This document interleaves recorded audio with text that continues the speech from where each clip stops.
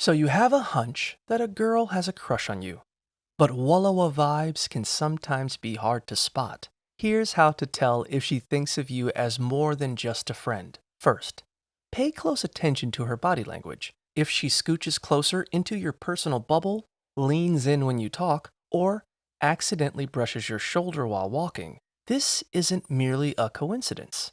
Next, watch how she speaks to you. If an outgoing girl suddenly gets flustered, blushes, or fumbles over her words, she probably has a crush. She'll also favor your opinion, compliment you more than usual, and lock eyes with you using that intense woman's gaze. Look out for her asking about your sexual preferences too. If she lets you know she's into girls and subtly asks what you're into, it's because she thinks you're cute.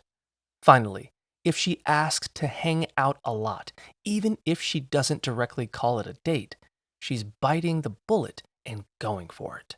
If you dig her too, let her know she's on your radar by subtly expressing your own queer preferences, and you just might be in a relationship before you know it.